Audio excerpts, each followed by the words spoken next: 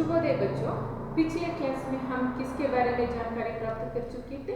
आपके text book के जो सेतुबंध कार्य है उसके बारे में हम जानकारी प्राप्त कर रहे थे बच्चों। आपके टेक्स्ट बुक में 4 मेन तक हम 3 मेन तक हम जान चुके थे। चौथा मेन अभी हम जानना है। तीसरा मेन कौन सा है? संज्ञा है। संज्ञा के भेदों के बारे में जानकारी प्राप्त करना था। इसी कारण से हम संज्ञा किसे कहते हैं, संज्ञा की परिभाषा क्या है, उनके बारे में भी हम जान चुके थे बच्चों। संज्ञा किसे कहते हैं और एक बार हम जानेंगे आज के क्लास में। संज्ञा किसे कहते हैं बच्चों? आप लोग वीडियो देखने के बाद शायद आपकी समझ में आ गया होगा बच्चों। संज्ञा किसे कहते हैं? किसी भी व्यक्ति, वस्तु, स्थल तथा भाव के नाम बताने वाले शब्दों को संज्ञा कहते हैं। या जो संज्ञा के वे कितने प्रकार के हैं उनके बारे में भी हम जानकारी प्राप्त कर चुके थे बच्चों। आज के क्लास में हम सर्वनाम के बारे में जानकारी प्राप्त करना है, क्योंकि आपके टेक्स्ट बुक में दिए हैं चौथा में सर्वनामों को रेखांकित कीजिए। अगर ऐसे ही आप लोग वहां दिए गए वाक्यों को रेखांकित किए तो सर्वनाम क्या है आपके समझ में नहीं आ जाता है।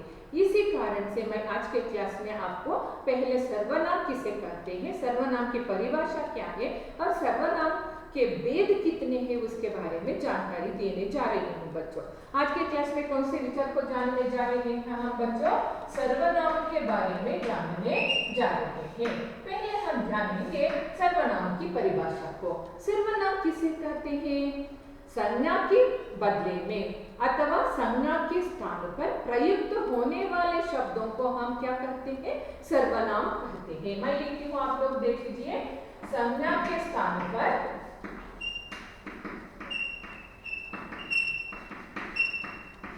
प्रयुक्त होने वाले क्या है? प्रयुक्त होने वाले शब्दों को क्या कहते हैं? शब्दों को सर्वनाम कहते हैं। सर्वनाम कहते हैं। जानिए बच्चों, सर्वनाम किसे कहते हैं? ये तो सर्वनाम की परिभाषा है। परिभाषा का मतलब क्या है बच्चों? डेफिनेशन है। किसे कहते हैं सर्वनाम? संज्ञा के स्थान पर अथवा संज्ञा के बदले में प्रयुक्त का मतलब क्या है? प्रयोग होने वाले। प्रयुक्त होने वाले का मतलब क्या हो जाता है? प्रयोग होने वाले शब्दों को हम क्या कहते हैं? सर्वनाम कहते हैं। उदाहरण के लिए आप लोग एक उदाहरण को देखने के बाद आप लोगों को बहुत आसानी से मालूम हो जाता है बच्चों। देख लीजिए, मैं उदाहरण देने जा रही हूँ। उदाहरण क्या है?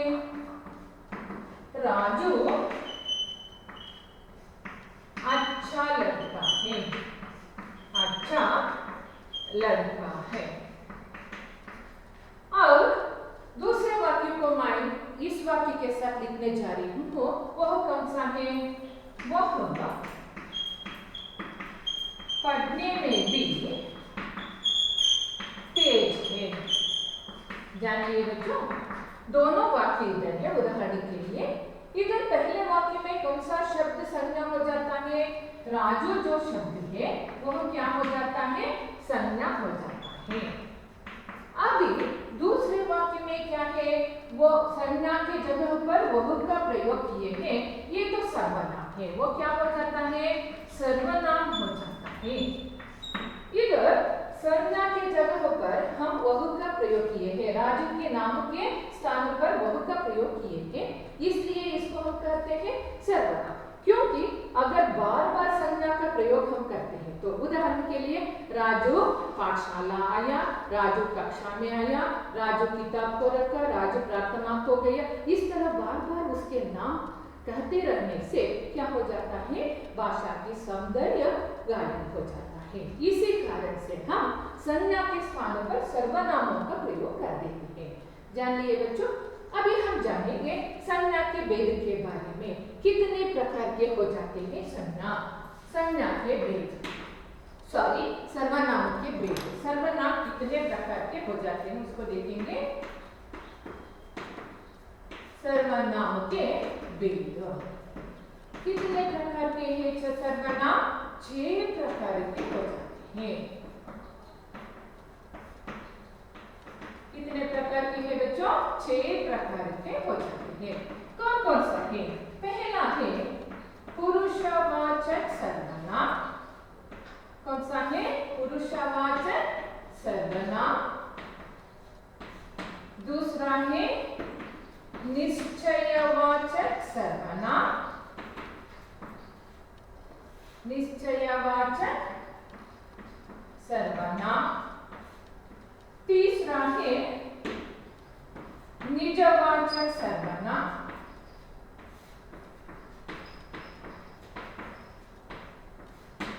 चौथा है संबंधवाचक सर्वनाम। कौन सा है चौथा?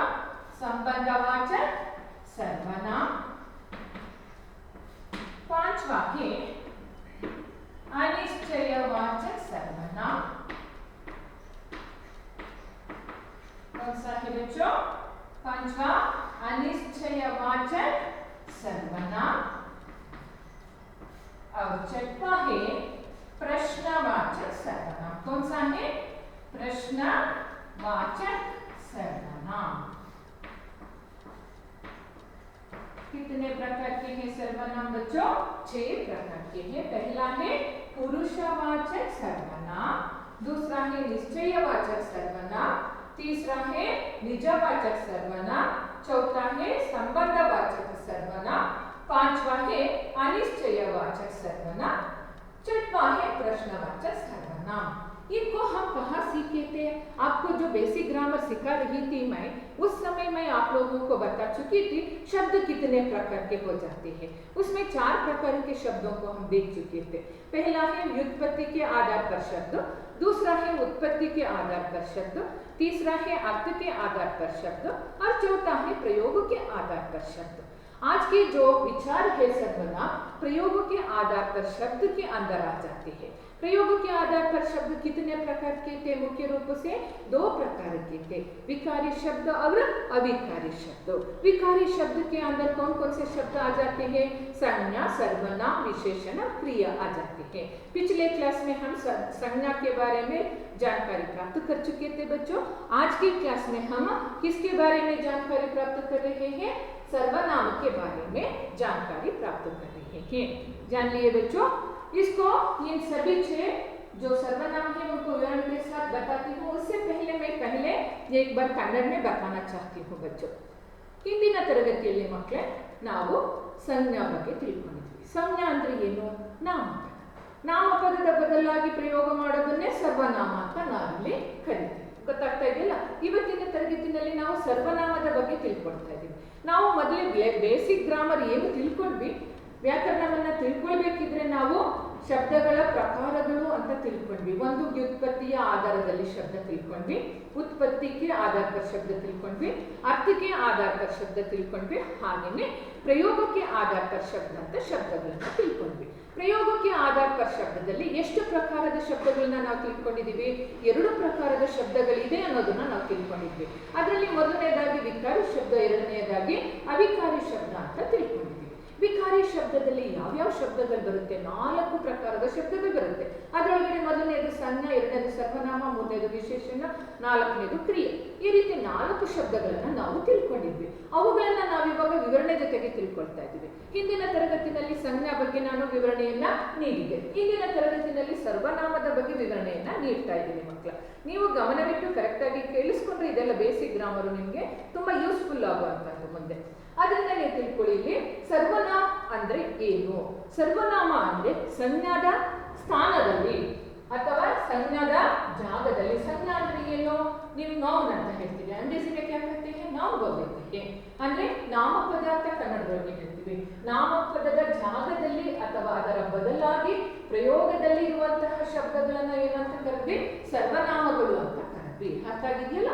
ಈಗ ಉದಾಹರಣೆಯ ಮೂಲಕ ತಿಳ್ಕೊಂಡಾಗ ನಿಮ್ಗೆ ಇನ್ನೂ ಚೆನ್ನಾಗಿ ಅರ್ಥ ಆಗುತ್ತೆ ಮಕ್ಕಳ। ಉದಾಹರಣೆ ಏನ್ ಕೊಟ್ಟಿದ್ದೀವಿ ನಾವಿಲ್ಲಿ? राजू अच्छा लड़का है। इसमें इस वाक्य में कौन सा शब्द संज्ञा है? राजू। ಹೌದಲ್ವಾ? ರಾಜು ಅನ್ನೋ ಶಬ್ದ ನಾಮಪದವಾಗಿದೆ। ಹಾಗೆಯೇ ನೆಕ್ಸ್ಟ್ ಒಂದು ವಾಕ್ಯವನ್ನ ಬರ್ದಿದ್ದೀವಿ, ಅದರೊಳಗಡೆ ವಹ ಪढ़ने में भी तेज है। ರಾಜು ಒಳ್ಳೆಯ ಹುಡುಗ ಅಂತ ಮೊದಲನೇ ವಾಕ್ಯದಲ್ಲಿ ಬರುತ್ತೆ, ಗೊತ್ತಾಗ್ತಾ ಇದೆಯಲ್ಲ? ಎರಡನೇ ವಾಕ್ಯದಲ್ಲಿ ಅವನು ಓದುವುದರಲ್ಲೂ ತುಂಬಾ ಚುರುಕಾಗಿದ್ದಾನೆ ಅಂತ ಬರ್ದಿದ್ದೀವಿ. ಇಲ್ಲಿ ಅವನು ಅಂತ ಏನ್ ಬರ್ದಿದ್ದೀವಿ, ವಹ ಅಂತ ಬರ್ದಿದ್ದೀವಿ, ಅದನ್ನ ನಾವೇನಂತ ಕರಿತೀವಿ, ಸರ್ವನಾಮ ಅಂತ ಹೇಳ್ತೀವಿ. ಇಲ್ಲಿ ಸಂಜ್ಞಾದ ಬದಲಾಗಿ ನಾವು ಯಾವ ಒಂದು ಶಬ್ದದ ಪ್ರಯೋಗವನ್ನ ಮಾಡ್ತೀವೋ ಅದನ್ನೇನಂತ ಕರಿದ್ವಿ, ಸರ್ವನಾಮ ಅಂತ ಕರಿದ್ವಿ. ಅರ್ಥ ಆಗಿದೆಯಲ್ಲ? ಯಾಕೆ ನಾವು ಈ ಸರ್ವನಾಮದ ಪ್ರಯೋಗವನ್ನ ಮಾಡಬೇಕು? ಯಾಕೆ ಅಂತ ಹೇಳಿದ್ರೆ ಈ ಸಂಜ್ಞಾ ಶಬ್ದ ಏನಿದೆ ಇದನ್ನ ಪದೇ ಪದೇ ನಾವು ಯೂಸ್ ಮಾಡ್ತಾ ಇದ್ರೆ, ಫಾರ್ ಎಕ್ಸಾಂಪಲ್ ನಾನು ನಿಮಗೆ ಹಿಂದಿನಲ್ಲೂ ಕೂಡ ಹೇಳ್ತೀನಿ, ಕನ್ನಡದೊಳಗೆ ಹೇಳ್ತಿದ್ದೀನಿ, ಕೇಳಿಸ್ಕೊಳ್ಳಿ. ಇಲ್ಲಿ ರಾಜು ಶಾಲೆಗೆ ಬಂದನು, ರಾಜು ತರಗತಿಗೆ ಹೋದನು, ರಾಜು ತರಗತಿಯಲ್ಲಿ ತನ್ನ ಕೈಚೀಲವನ್ನ ಇಟ್ಟನು, ರಾಜು ಪ್ರಾರ್ಥನೆಗೆ ಹೋದನು. ಹೀಗೆ ಪದೇ ಪದೇ ರಾಜು ರಾಜು ಅಂತ ಯೂಸ್ ಮಾಡ್ತಾ ಇದ್ರೆ ನಮ್ಮ ಭಾಷೆಯ ಸೌಂದರ್ಯ ಹಾಳಾಗುತ್ತೆ. ಆ ಒಂದು ಕಾರಣದಿಂದ संज्ञा के स्थान पर हम सर्वनाम का प्रयोग करते हैं। वह यह है राजू पाठशाला को आया, वह कक्षा में गया, वह अपने किताबों को कक्षा में रखा और वह प्रार्थना को गया। इस तरह हम संज्ञा के बदले में प्रयोग करते हैं तो उसको हम कहते हैं सर्वनाम। ಅರ್ಥ ಆಗಿದೆಯಲ್ಲ ಮಕ್ಕಳು? ಈಗ ತಿಳ್ಕೊಳ್ಳೋಣ ಸರ್ವನಾಮದಲ್ಲಿ ಎಷ್ಟು ಪ್ರಕಾರದ ಸರ್ವನಾಮಗಳು ಇದೆ. ಎಷ್ಟು ಪ್ರಕಾರದಲ್ಲಿದೆ? 6 ಪ್ರಕಾರದ ಸರ್ವನಾಮಗಳನ್ನು ನಾವಿಲ್ಲಿ ತಿಳ್ಕೊಳ್ಬಹುದು. ಸಂಜ್ಞಾದಲ್ಲಿ ಎಷ್ಟು ಪ್ರಕಾರ ತಿಳ್ಕೊಂಡಿದ್ರಿ? 5 ಪ್ರಕಾರದ ಸಂಜ್ಞೆಗಳನ್ನ ತಿಳ್ಕೊಂಡಿದ್ರಿ. ಆದರೆ ಸರ್ವನಾಮದಲ್ಲಿ 6 ಪ್ರಕಾರದ ಸರ್ವನಾಮಗಳನ್ನು ನಾವಿಲ್ಲಿ ತಿಳ್ಕೊಳ್ತಾ ಇದ್ದೀವಿ.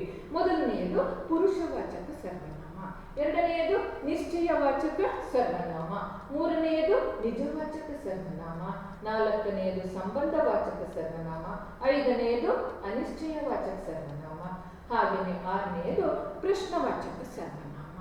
ಇದಿಷ್ಟನ್ನ ತಿಳ್ಕೊಂಡ್ಮೇಲೆ ನಾವು ಇವುಗಳನ್ನ ವಿವರಣೆ ಜೊತೆಗೆ ತಿಳ್ಕೊಳ್ತಾ ಹೋಗೋಣ. ನಾನು ಸ್ವಲ್ಪ ವಿವರಣೆಯನ್ನು ಕೊಟ್ಟು ಒಂದೊಂದು ಉದಾಹರಣೆ ಅಥವಾ ಎರಡೆರಡು ಉದಾಹರಣೆಯಿಂದ ನಿಮಗೆ ಇದನ್ನ ಅರ್ಥ ಮಾಡಿಸೋದಕ್ಕೆ ಪ್ರಯತ್ನವನ್ನ ಮಾಡ್ತಾ ಇದ್ದೀನಿ ಮಕ್ಕಳು. ನೀವು ಕೇಳಿಸ್ಕೊಂಡು ಕ್ಲೀನಾಗಿ ಅರ್ಥ ಮಾಡ್ಕೊಳ್ಬೇಕು. ओके, इवाग पहले हम सीखेंगे पुरुषवाचक सर्वनाम। कौन सा है पुरुषवाचक सर्वनाम?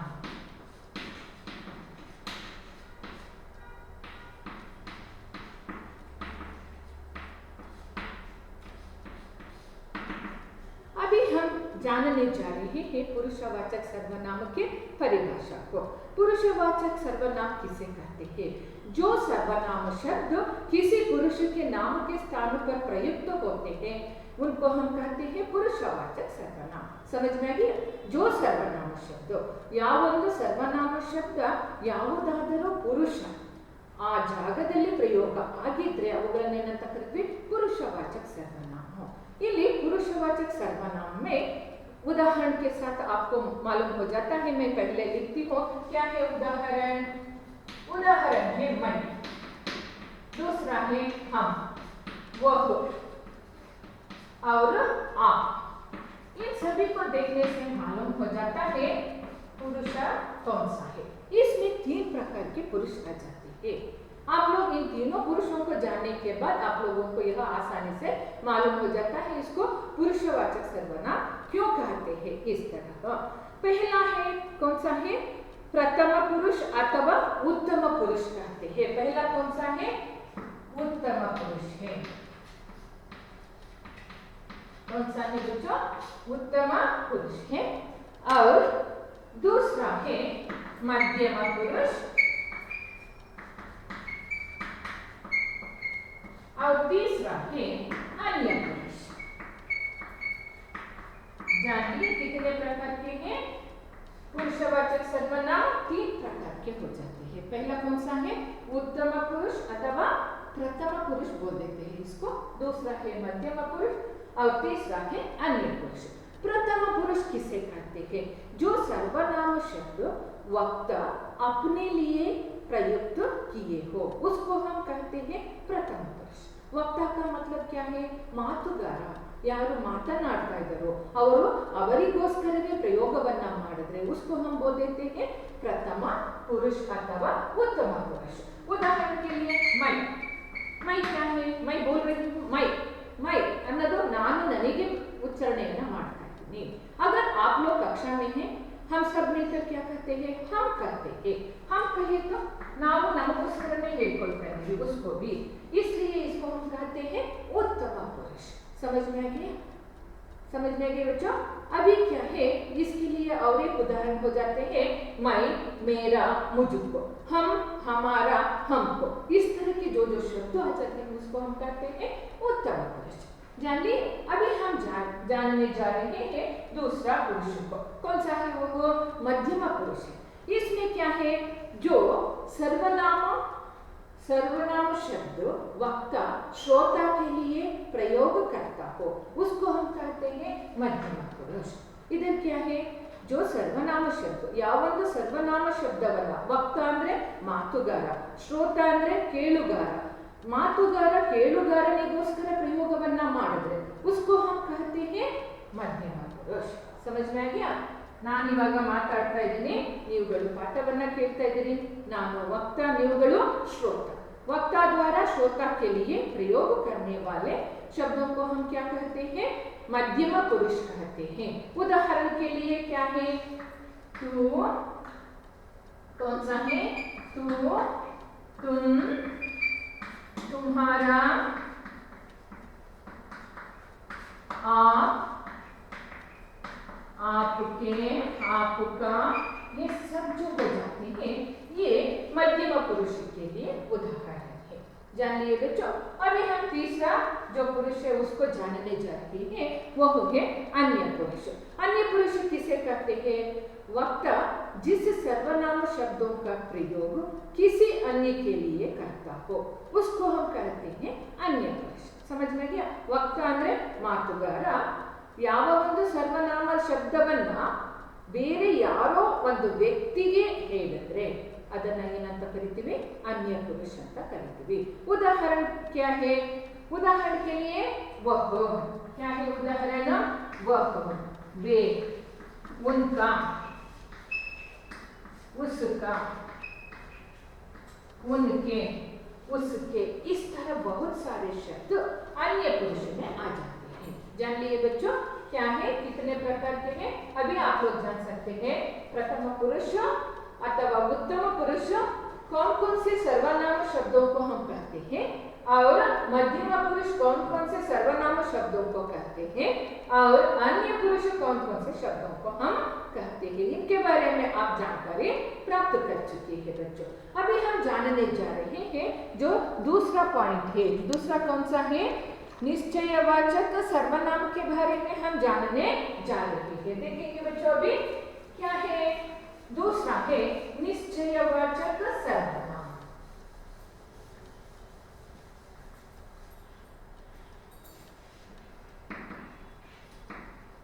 निश्चयवाचक सर्वनाम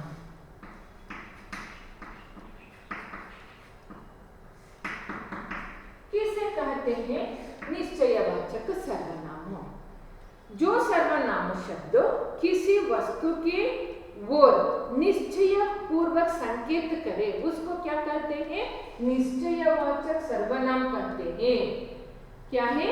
जो सर्वनाम शब्द किसी वस्तु के ओर निश्चय पूर्वक संकेत करे उसको हम कहते हैं निश्चयवाचक सर्वनाम। ಅಂದ್ರೆ ಯಾವ ಒಂದು ಸರ್ವನಾಮ ಶಬ್ದ ಯಾವುದಾದರೂ ವಸ್ತುವಿನ ಕಡೆಗೆ ನಿಶ್ಚಯ ಪೂರ್ವಕವಾಗಿ ಇದು ಡಸ್ಟರ್, ಇದು ಚಾಕ್ ಪೀಸ್ ಅಂತ ನಿಶ್ಚಯ ಪೂರ್ವಕವಾಗಿ ಹೇಳ್ತೀವಲ್ಲ ಅದನ್ನ ಏನಂತ ಕರೆದ್ವಿ? ನಿಶ್ಚಯವಾಚಕ ಸರ್ವನಾಮ ಅಂತ ಕರೆದ್ವಿ। ಉದಾಹರಣೆಯನ್ನ ನೋಡೋಣ। ಇಲ್ಲಿ पहला है यह, उदाहरण क्या है? यह मेरा घर है। हम निश्चय पूर्वक से हमारे घर को दिखाकर हम यह कह सकते हैं यह मेरा घर है। अगर दूसरों के घर को जाकर यह मेरा घर है इस तरह बोल दे तो क्या हो जाता है? वो गलत हो जाता है, निश्चय हो जाता है। निश्चय पूर्वक यह मेरा ही है इस तरह बोलने से क्या हो जाता है? वह निश्चयवाचक सर्वनाम हो जाता है। और एक उदाहरण देती हूँ। वह किताब तुम्हारा है। क्या है? तुम्हारा है। वह किताब किसका है? तुम्हारा है। जान लिए। ಆ ಪುಸ್ತಕ ನಿನ್ನದು, ಪರ್ಟಿಕ್ಯುಲರ್ ಆಗಿ ಅದೇ ಪರ್ಸನ್ದು, ನಿಮ್ಮ ಫ್ರೆಂಡ್ದು, ಅವನಿಗೆ ಹೇಳ್ತಾ ಇದ್ದೀರಾ वह किताब तुम्हारा है, उधर ये किताब है, वह किताब तुम्हारा है, ले लो। इस तरह आप लोग बोल देते हैं। इस तरह निश्चय पूर्वक किसी वस्तु की ओर संकेत करे तो उसको हम कहते हैं निश्चयवाचक सर्वनाम।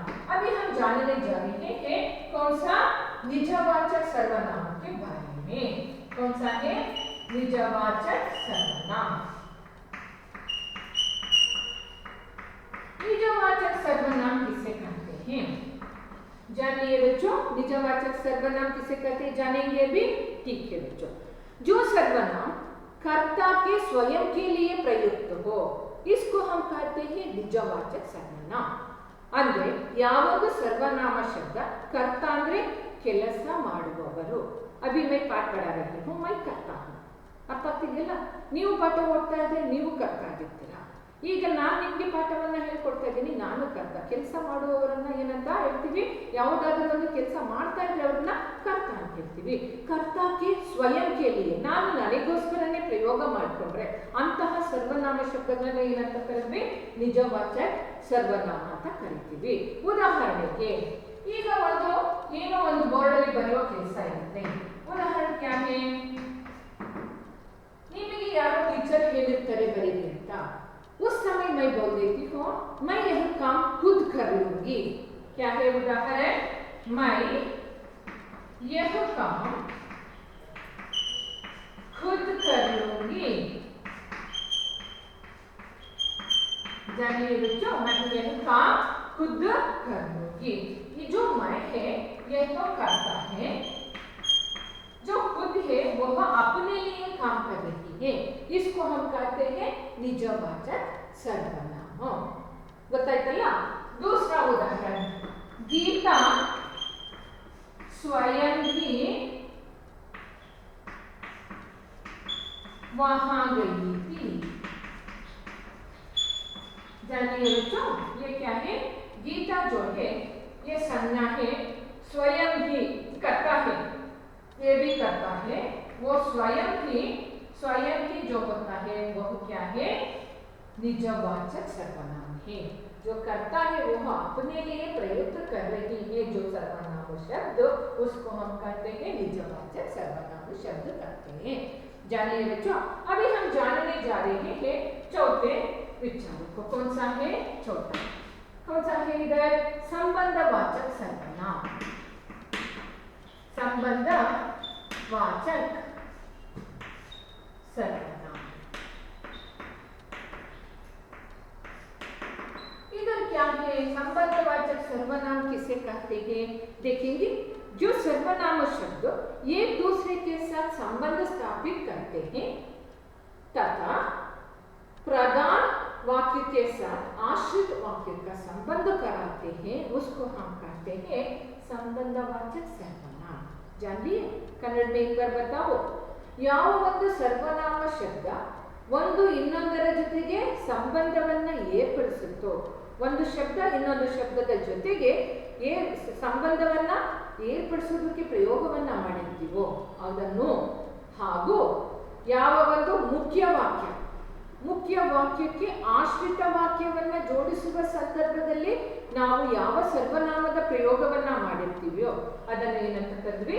ಸಂಬಂಧವಾಚಕ ಸರ್ವನಾಮ ಅಂತ ಕರೆದ್ವಿ। ಉದಾಹರಣೆ के जो जागे सो पावे। जानिए बच्चों, इधर क्या है? इसका मतलब क्या है? उदाहरण में जो जागे सो पावे, पिछले दिन ही आप लोगों को कोई ने अथवा किसी ने ऐसे बताया है कि आज रात को आपको कुछ धन मिलने वाला है या संपत्ति मिलने वाला है। रात भर आप जाग लिए तो क्या हो जाता है? उसको आप पा सकते हैं, अगर सो गए तो उसको खो सकते हैं। इसका उदाहरण जो है, ಯಾರು ಎಚ್ಚರವಾಗಿರ್ತಾರೋ ಅವರು ಅದರ ಫಲವನ್ನು ಪಡ್ಕೊಳ್ತಾರೆ। ಅಂದರೆ ನಿದ್ರೆಯಿಂದ ಅಷ್ಟೇ ಅಲ್ಲ, ಜೀವನದಲ್ಲಿ ಯಾರು ತುಂಬ ಎಚ್ಚರಿಕೆಯಿಂದ ವ್ಯವಹಾರ ಮಾಡ್ತಾರೋ ಅವರು ಯಾವಾಗಲೂ ಒಳ್ಳೆ ಫಲವನ್ನು ಪಡ್ಕೊಳ್ತಾರೆ। है ना? जिसकी लाठी उसकी बैंच। दूसरा है जिसकी लाठी उसकी बैंच। जानिए बच्चों, इधर क्या है? जो और सो है वे संबंधवाचक सर्वनाम है। इसमें कौन सा है? जिसके और उसकी है ना। जिसकी लाठी उसकी बैंस। एक बैंस पालने वाला है, वो क्या करता है? अपने लाठी को लेकर बैंस को मारता है। उस समय अगर कोई आकर पूछे तो दूसरा वाला बोलता है तुम्हें क्या है, उसमें तुम्हारा क्या कसूर है? उसकी लाठी है, उसकी बैंस है, वो मारता है, जाओ, इस तरह बोल देते हैं। समझ में आ गया? इस तरह शब्दों को और मुख्य प्रधान वाक्य के साथ आश्रित वाक्यों को जोड़ने के समय प्रयोग होने वाले सर्वनाम शब्दों को हम कहते हैं संबंधवाचक सर्वनाम। समझ में आ गया बच्चों? अभी हम जानने जा रहे हैं पांचवा कौन सा है देखेंगे। पांचवा है अनिश्चयवाचक सर्वनाम। कौन सा है? अनिश्चयवाचक सर्वनाम। इधर अनिश्चयवाचक सर्वनाम किसे कहते हैं? पहले हम जान चुके हैं निश्चयवाचक सर्वनाम के बारे में। Particularly this is duster and this is chalk piece. इसको हम निश्चय पूर्वक कह रहे थे, इसलिए निश्चयवाचक सर्वनाम कहेंगे। और अनिश्चयवाचक सर्वनाम किसे कहते हैं? जिससे सर्वनाम से किसी निश्चित वस्तु का बोध न हो, उसको हम कहते हैं ಅನಿಶ್ಚಯವಾಚಕ ಸರ್ವನಾಮ. ಯಾವ ಒಂದು ಸರ್ವನಾಮ ಶಬ್ದದಿಂದ ಯಾವುದೇ ವಸ್ತುವಿನ ಬಗ್ಗೆ ನಿಶ್ಚಯಪೂರ್ವಕವಾಗಿ ನಮಗೆ ತಿಳುವಳಿಕೆ ಸಿಗದೇ ಇದ್ರೆ ಅದನ್ನ ಏನಂತ ಕರೆದ್ವಿ? अनिश्चयवाचक सर्वनाम ಅಂತ ಕರೆದ್ವಿ. उदाहरण के लिए उदाहरण देख सकते हैं, कोई आने की आवाज आ रहा है, आवाज तो आ रहा है बाहर से। अभी मैं बोल देती हूँ कोई इधर आ रहे हैं, है ना। कोई जो शब्द है वह अनिश्चय है। कोई का मतलब कोई भी हो सकती है, पर्टिकुलरली किसी भी पर्सन को या किसी भी व्यक्ति को हम नहीं बोल रहे हैं, कोई भी हो सकते हैं उधर उस जगह।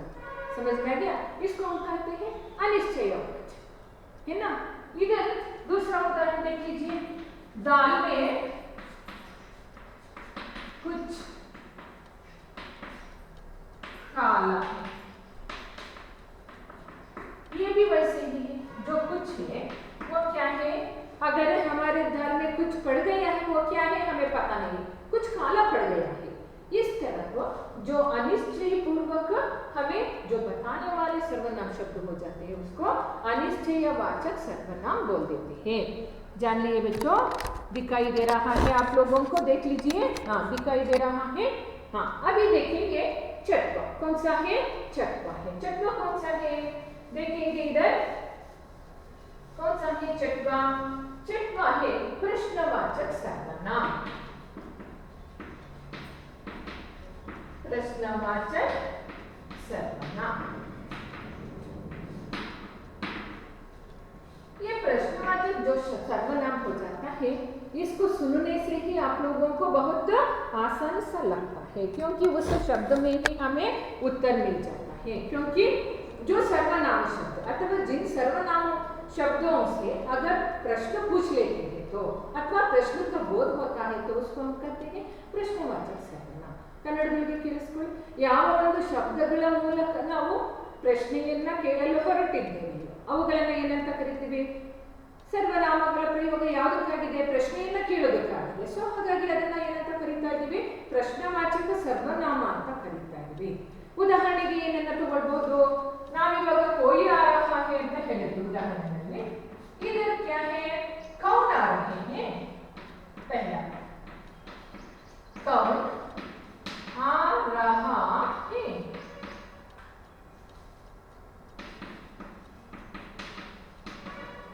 जानिए बच्चों इधर प्रश्नवाचक शब्द का प्रयोग हो गया है, इसलिए वाक्य के अंत में प्रश्नवाचक चिन्ह को डालना बहुत जरूरी है। और तुम कहाँ जा रहे हो?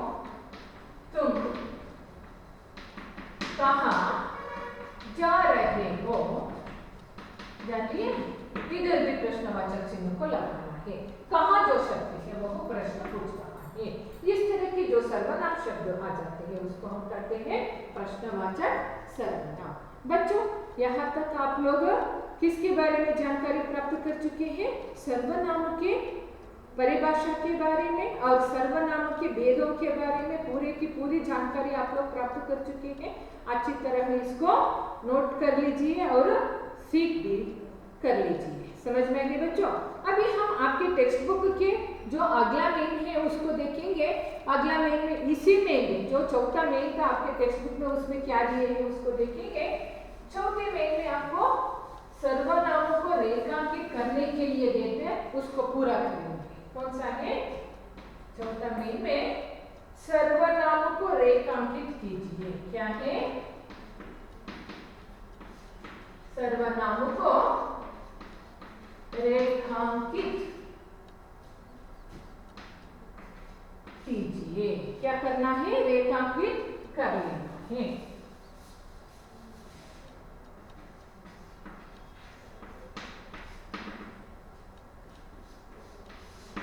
पहला वाक्य कौन सा है देखेंगे। आपके टेक्स्ट बुक में दिए गए पहला वाक्य है, वे सुख दुख का अनुभव नहीं कर सकते।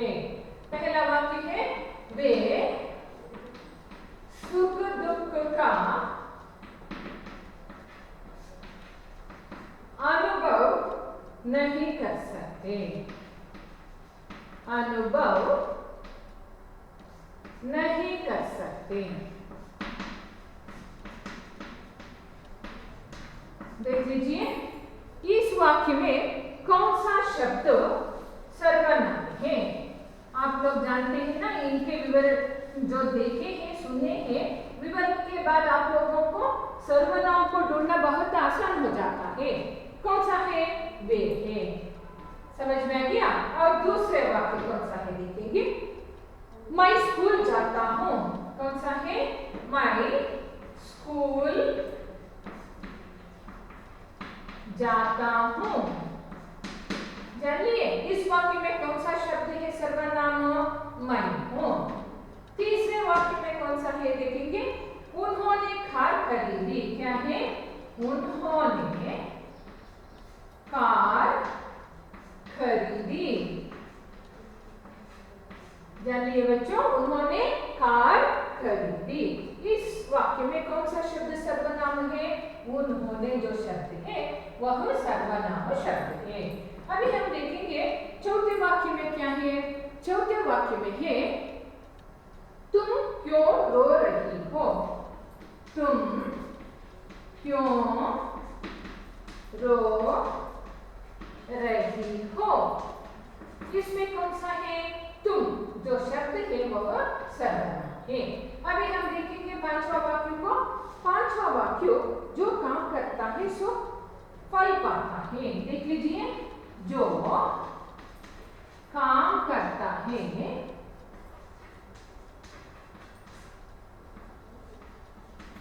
वो सो फल पाता है।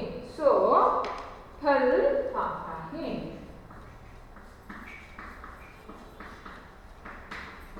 जानिए बच्चों इस वाक्य में कौन सा शब्द है सर्वनाम। जो और सो है वह क्या है? सर्वनाम शब्द है। संबंध स्थापित कर रहे हैं। मुख्य वाक्य के साथ आश्रित वाक्य का संबंध स्थापित कर रहे हैं। समझ में आ गया बच्चों? इन सभी अक्षरों को जो शब्दों को हम रेखांकित किए हैं वे है सर्वनाम शब्द। यहाँ तक हम जान चुके हैं बच्चों। अगले क्लास में अगले मेल के साथ आ जाएंगे। धन्यवाद बच्चों।